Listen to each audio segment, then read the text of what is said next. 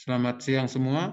Kami dari kelompok 9 mata kuliah modifikasi perilaku akan melakukan presentasi mengenai review dari jurnal yang kami kerjakan.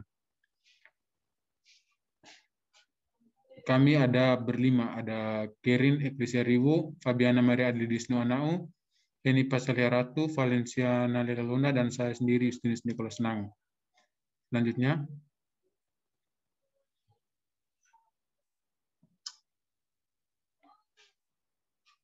Next slide.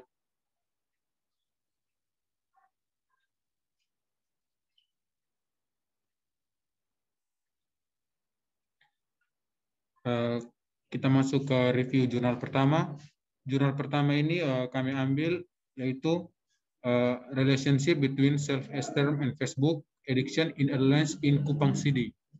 Nah, volume dan halaman pada jurnal ini itu volumenya 2, halamannya yaitu 252 sampai 265.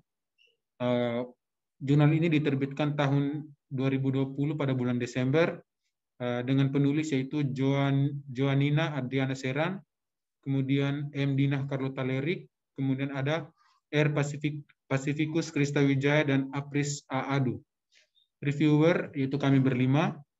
Tanggal reviewer yaitu pada tanggal 10 Februari 2021.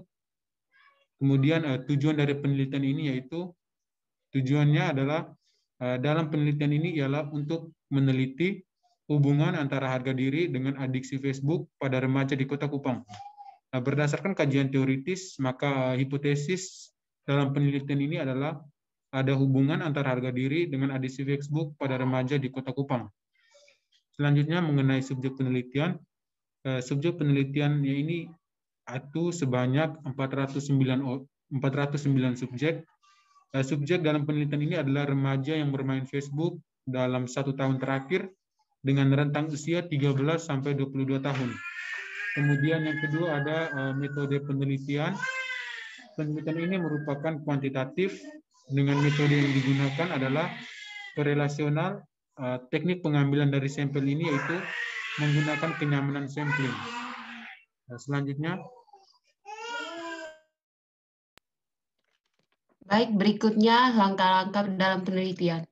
Langkah-langkah yang digunakan untuk mendapatkan sampel ialah teknik pengumpulan data menggunakan skala dengan jenis skala Likert. Alat pengumpulan data skala disebarluaskan dan dikumpulkan melalui Google Formulir. Skala yang digunakan dalam penelitian ini terdiri dari 2 alat ukur, yaitu Bergen Facebook Addiction Scale oleh Andreas dan kawan-kawan pada tahun 2012, yang terdiri dari 6 aspek dan 18 item. Sedangkan Rosberg Self-Esteem Scale oleh Rosberg tahun 1965 yang terdiri dari 2 aspek dan 10 item. Hasil dalam penelitian ini ialah terdapat hubungan yang signifikan antara variabel harga diri dengan adiksi Facebook. Koefisien korelasi negatif, korelasinya berbanding terbalik. Semakin tinggi kecanduan Facebook, maka semakin rendah harga diri remaja di Kota Kupang. Atau semakin rendah kecanduan Facebook, maka semakin tinggi pula harga diri remaja di Kota Kupang. Dengan demikian, uji hipotesis dalam penelitian ini membuktikan bahwa remaja di Kota Kupang memiliki hubungan yang signifikan antara harga diri dengan adiksi Facebook. Kekuatan dalam penelitian ini adalah jumlah sampel yang didapatkan cukup baik untuk mewakili keseluruhan populasi pada remaja di Kota Kupang, sehingga keakuratan hipotesis dalam penelitian ini dapat dibuktikan.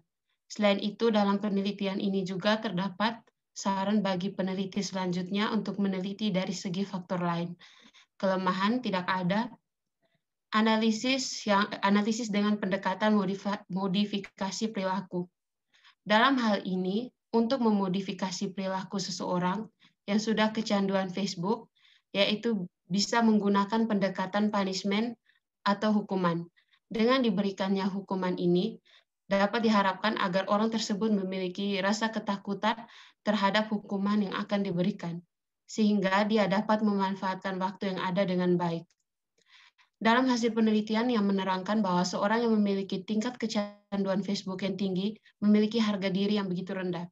Dan dengan adanya pendekatan pemberian hukuman pada perilaku mereka ini dapat membantu mereka untuk meningkatkan kembali harga diri mereka. Selanjutnya dijelaskan oleh teman saya.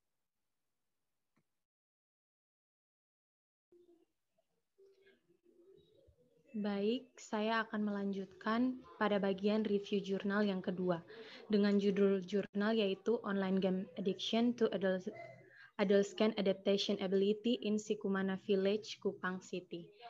Volume pada jurnal ini ialah volume 2 dari halaman 305 sampai 319. Jurnal ini diterbitkan pada tahun 2020 dengan penulis yaitu Ibu Mariana Mone, Ibu Imelda Manurung, dan Pak Abdi Keraf. Kami bertindak sebagai reviewer pada tanggal 10 Februari 2020. Dalam penelitian ini memiliki tujuan yaitu melihat pengaruh adiksi online, game online terhadap efikasi diri pada remaja di Desa Sikumana, Kota Kupang. Teknik pengambilan sampel dalam penelitian ini menggunakan rumus Slovin dengan 100 subjek yang berusia 17 sampai 21 tahun. Subjek penelitian dalam penelitian ini ialah 100 remaja Desa Sikumana, Kota Kupang yang berusia 17 sampai 21 tahun. Metode penelitian yang digunakan ialah analisis regresi sederhana menggunakan rumus Slovin dengan standar error 10%. Langkah-langkah yang diambil dalam penelitian ini ialah menggunakan alat ukur berupa timbangan dalam pengumpulan datanya. Alat ukur tersebut didesain dengan bentuk timbangan online. Untuk mendapatkan peserta, untuk mendapatkan alat ukur dibandingkan dari media sosial. Di awal skala ada deskripsi studi dan persetujuan peserta untuk berpartisipasi. Data yang telah terkumpul selanjutnya akan diperiksa apakah akan diproses lebih lanjut ataukah tidak.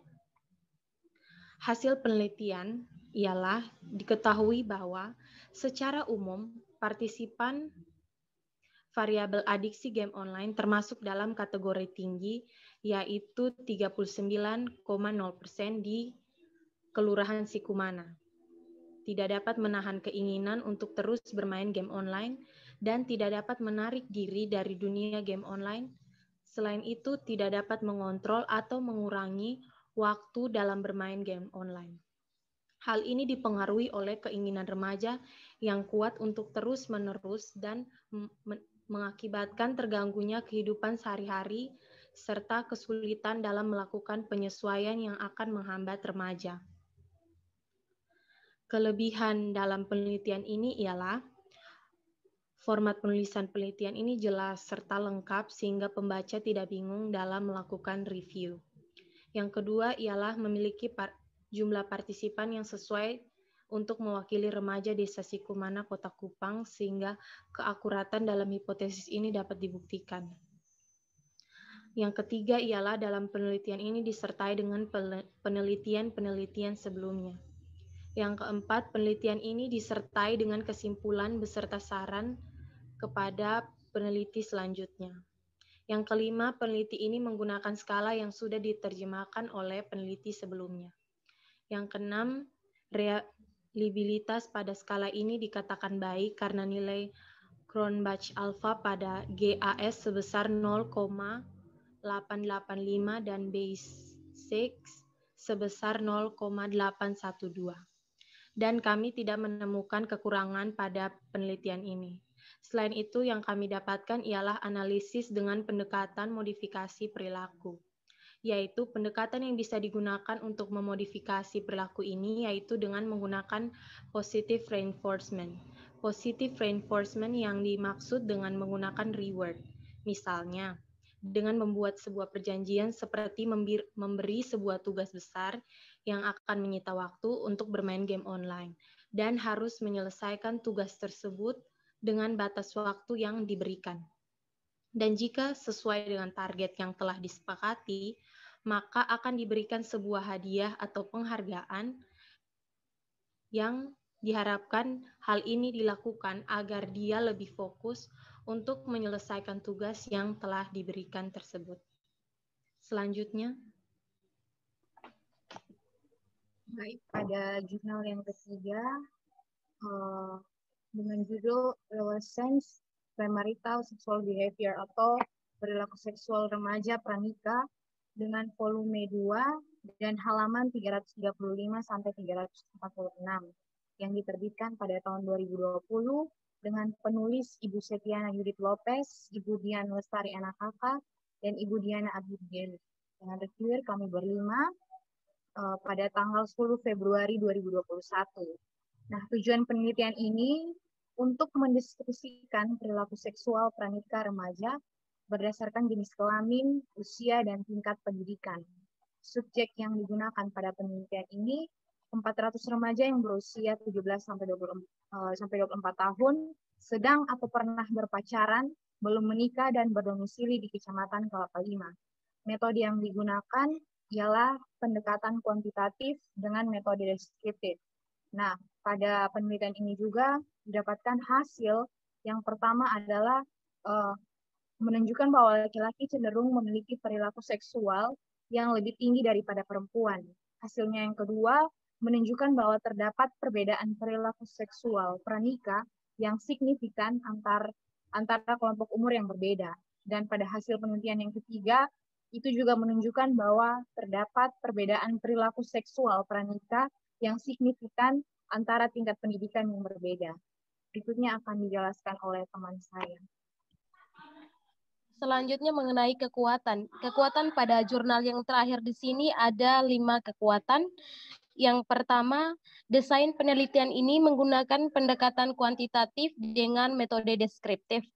Terus yang kedua, data yang dikumpulkan menggunakan skala seksual pranikah menurut Widowati.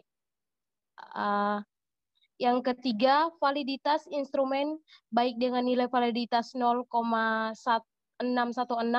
sampai 0,817 dan reliabilitas instrumen sangat baik dengan nilai 2. Yang keempat, pengambilan sampel menggunakan teknik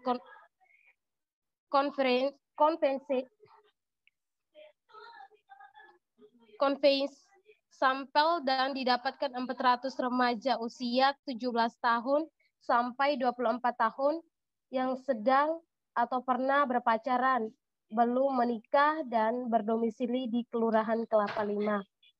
Terus yang kelima, data dianalisis dengan uji T dan menjelaskan secara deskriptif yang disajikan berdasarkan variabel seperti umur, jenis kelamin, dan tingkat pendidikan. Kelemahan dari jurnal ini, pada penelitian ini sebagai saran bisa juga menggunakan remaja yang masih duduk di bangku SMP agar bisa dilihat dari segi yang lain dari remaja pada umumnya. Analisis pada jurnal ini dengan pendekatan modifikasi perilaku, pendekatan yang bisa digunakan untuk memodifikasi perilaku ini yaitu dengan menggunakan pendekatan reinforcement, di mana dengan memberikan konsekuensi terhadap setiap tindakan yang mereka lakukan. Dalam hal ini, konsekuensi yang dimaksud jika ditemukan lagi kasus tersebut, maka akan diproses secara hukum atau diasingkan dari masyarakat. Dengan adanya konsekuensi ini, mereka akan semakin mengontrol perilaku mereka tersebut dan akan berusaha untuk menghindar dari setiap perilaku buruk mereka tersebut.